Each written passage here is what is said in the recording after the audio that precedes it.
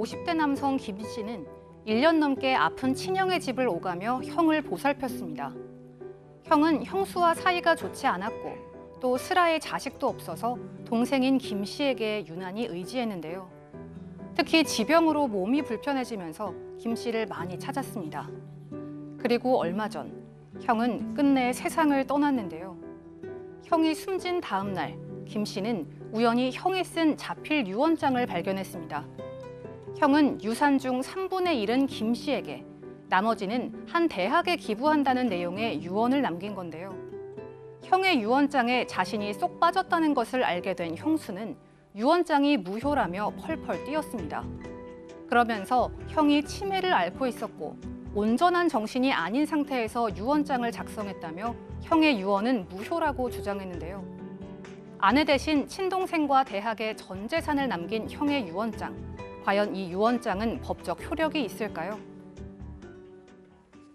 네, 오늘 이 사건 상담실에서는 최근 숨진 형의 유산을 놓고 형수와 상속 분쟁을 벌이고 있는 50대 남성의 사연입니다. 어떤 사연인지 소개해 주시죠. 상담 의뢰인은 50대 남성인데요. 이 가족 관계를 먼저 봐야 됩니다. 형제가 3남매예요. 막내예요. 이 의뢰인이. 위로 누나가 있고 형이 있습니다. 그런데 이 형이 이제 몸이 아픈 거예요. 한 1년 전쯤에 연락이 옵니다. 그래서 나를 좀 보살펴다오. 그런데 이 막내만 해도 직장 생활을 하는 사람이지 않습니까? 서울에서 한 중소기업에 다니고 있는데 그래도 형이 이제 몸이 아프다고 하니 동생으로서 이제 돌보기 시작합니다. 회사에 휴가도 내고요. 급할 때는. 그리고 뭐 주말도 이제 형에게 다 봉사하기 위해서 시간을 내고. 자, 그런데 그렇다면 여기서 궁금한 것이 큰 형이 독신인가 보다. 그게 아닌 거예요. 아까 이미 형수 얘기가 나왔잖아요. 형수가 있습니다. 그러니까 부부예요. 그런데 젊을 때 형과 형수는 서로 굉장히 좀 서로를 괴롭혔던 관계였던 것 같습니다. 짧게 여러 차례 별거도 있었다고 해요. 그런데 나이가 들어서는 이 부부는 함께 살기는 하는데 마치 남남처럼 살았던 것 같습니다. 그러니까 결국은 막내 동생에게 자, 지병이 있는 나를 좀 보살펴다오. 그런 상황이 있었던 거죠. 형과 이제 형수가 사이가 좋지 않은 상황에서 또 형이 이제 아픈데 오히려 형수가 간호를 하지 않고 동생이 간호를 한 상황이었고 형이 이제 투병 끝에 숨을 거두게 돼요. 네, 이런 부부를 무늬만 부부라고 그러죠. 무늬만 부부였던 것 같습니다. 얼마 전에 형의 병세가 급격히 악화돼 가지고 병원에서 숨을 거두게 됩니다. 그래서 이제 형이 숨지고 나서 이 동생분이 형의 유품을 정리하는 과정에서 자필 유언장을 발견을 했어요. 근데 그 자필 유언장이 어디 꼭꼭 숨겨져 있던 것도 아닙니다. 형이 사용하던 침대 옆에 요만한 탁자 위에 놓여 있었어요. 그런데 그럼에도 불구하고 원래는 남편의 침대 옆에서 제일 먼저 발견할 사람은 아내인데 어지간히 두 사람 사이가 좋지는 않았나 봐요. 들어가 보지도 않았다는 뜻이죠. 결국은 동생이 발견을 했는데 그 내용은 이렇습니다. 내가 죽으면 재산의 3분의 1을 동생한테 증여하고 이 살해자한테 증여하고 나머지 3분의 2는 땡땡 대학교에 기부한다. 이렇게 돼 있는데 그러면 형의 재산은 얼마나 되느냐? 한 6억 정도 된다고 합니다. 5억 상당의 아파트하고 예금이 한 1억 정도 있다. 그렇게 되면 3분의 1이면 이제 동생에게 한 2억 원 주고 나머지 재산 4억 원 정도는 학교에 기부한다. 이런 유언장을 남겨놨다고 하는데 이 유언장을 이제 형수에게 보여줬겠죠. 형수가 펄펄 뛰었습니다. 펄펄 뛰어요. 네, 펄펄 뛰는 이유. 어디서 이렇게 가짜 유언장을 만들어서 가지고 왔느냐입니다. 살해자가 이 말을 이해를 해보려고 하니 아마도 형수가 형하고 사이가 좋지는 않았지만 그렇더라도 이렇게 한 푼도 자기에게 남기지 않을 거라고는 아마 예상을 못해서 이렇게 화를 낼 수는 있겠구나 생각을 하는데 진짜로 그렇게 이야기를 하는 거예요. 그러니까 이제 동생 입장에서는 빨리빨리 이제 이거 상속분배 이제 마무리를 짓기 위해서 사실 확인을 하기 위해서 아예 유인 검인을 받습니다. 그래서 이게 이제 허위로 만들어진 게 아니라는 게 밝혀졌나 보죠. 근데 그 자리에서 형수가 다시 이런 말을 추가로 합니다. 사실은 내 남편이 죽기 전에 치매 증상이 있었다. 그러니까 이게 남편이 쓴 거라고 하더라도 이건 남편이 치매 상태에서 쓴 거기 때문에 효력이 없다라는 식으로 이제 주장을 하려는 것 같아요. 살해자인 동생은 황당한 생각이 듭니다. 뭐냐면 당연히 이제 병이 있으니까 병원을 다니고 했을 때 단 한 번도 형이 치매 진단을 받은 적도 없고 예. 막판에는 형이 조금 살이 안 맞는 말을 한두 번 한 적은 있었는데 그게 치매 때문이라기보다는 병사가 너무 악화돼서 한 말을 기억을 못하거나 이런 경우는 몇 번 있었지만 치매라는 진단을 받은 적도 없고 또 그런 증상도 없었던 거죠. 예. 그래서 살해자는 형수가 지금 약간 억지를 부리고 있다라고는 생각은 들지만 어쨌든 형수는 예. 이런 주장을 하면서 유언 집행을 미루고 있는 상황이 됐습니다. 유언장으로 봤을 때는 형이 그 아내를 그렇게 좋아하지 않았다는 게 드러나는군요. 뭐 그러면 네. 유언장에서 그 아내에게 뭐 상속을 하지 않는다라는 내용이 담겨져 있으니까 그걸 해석할 수밖에 없는 건데 동생 입장에서는 형의 유언을 그대로 좀 받아들이고 싶거든요. 네, 그 살해자 입장에서는요, 이 형이 형수를 좋아하지 않았다라는 것도 확인이 되는 상황이고, 예. 또 형수의 태도를 봐도 형을 존중하지 않았다라고 느낄 법도 하잖아요. 두 부부가 왜 이렇게 싸웠는지 동생은 사실 내막을 잘 몰라요. 잘 모르지만 동생의 뜻은 하나입니다. 형의 유언은 명백하고 형의 유언대로 집행되길 바란다. 그렇다면 그중에 제일 핵심은 뭐냐면 자기한테 오는 3분의 1, 그거 자기가 꼭 취하겠다는 거 아닙니다. 어쩌면 그것을 형수와 나눌 수도 있어요. 하지만 더 중요한 건 3분의 1을 대학에 기부한다. 이것만은 형의 유지인 만큼 지켜져야 하는 것 아니냐, 이런 생각을 굳히고 있습니다. 그런데 이제 형수는 이런 입장이거든요.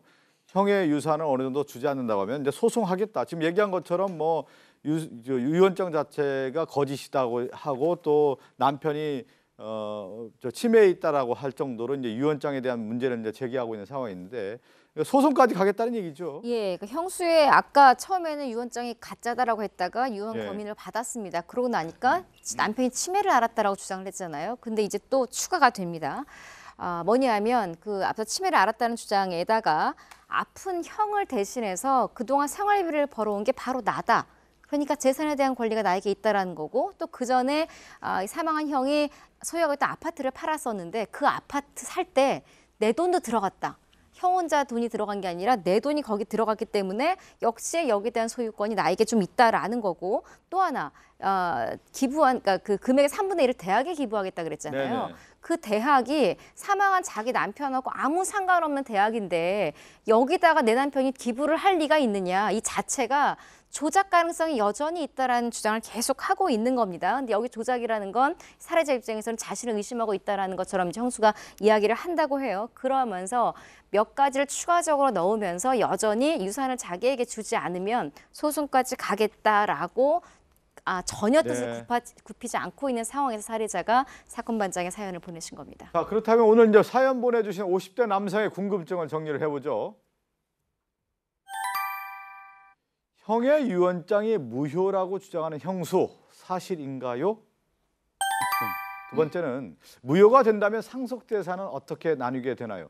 일단 뭐 유언장과 관련된 네. 뭐 형수가 이제 무효라고 주장하고 있는데 이게 근거가 있는 겁니까? 일단 유언이 무효가 되는 경우는 크게 두 가지라고 생각하시면 됩니다. 예. 우리가 이제 유언장을 작성할 때 자필 증서, 뭐 공정 증서, 기타 이렇게 한 5가지 양식이 있다고 하지 않았습니까? 그게 예를 들어서 뭐가 하나 빠졌다면 이제 유언 자체가 무효가 되고요. 또 하나는 유언할 때도 유언 능력이 있어야 됩니다.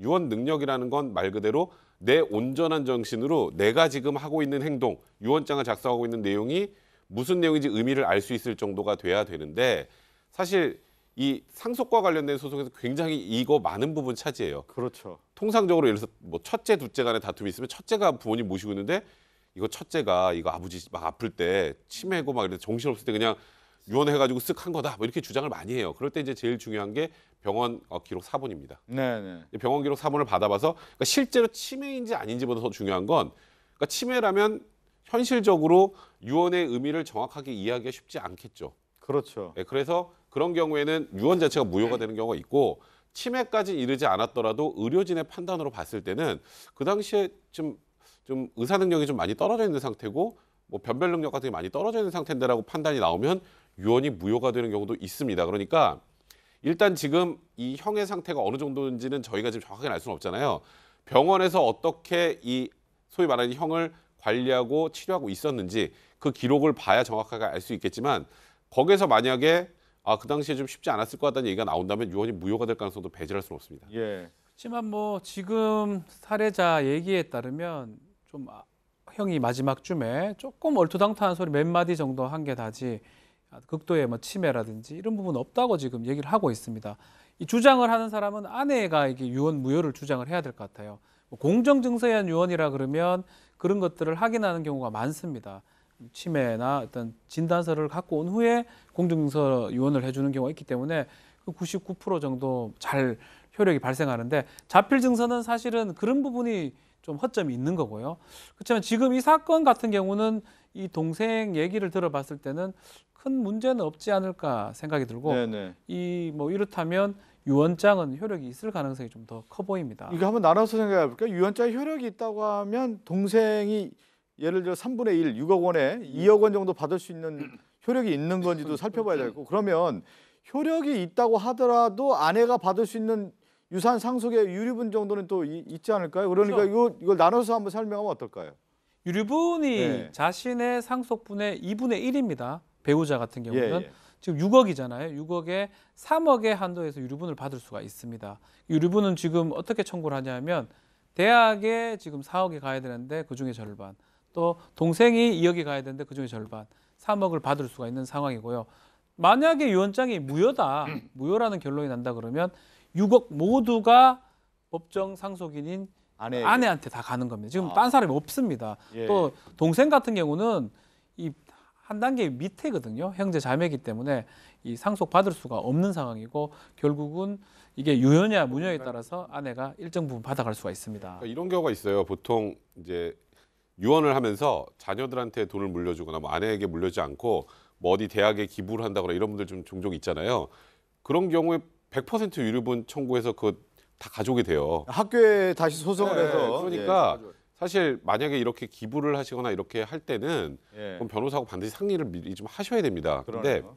그러니까 이번 상황은 조금 전에 박준 변호사 말씀하셨던 것처럼 유언장이 유효건 무효건 상관없이 아내는 최소 유류분 이상의 그러니까 유언 안에 있는 이 지금 예, 돌아가신 예. 분의 재산을 받을 수 있어요. 그러니까 이 동생분께서도 유언장이 유효라고 해서 본인도 대학에 그러네요. 가는 게 다 네. 가능하다고 생각하시면 좀 안 될 것 같습니다. 그러네요. 일단은 뭐 저희가 설명했지만 유언장이 유효하다고 하더라도 아내로서의 상속분은 있기 때문에 그 부분을 유류분은 인정할 수밖에 없다 이렇게 말씀드리겠습니다. 함께 사는 세상으로 갑니다.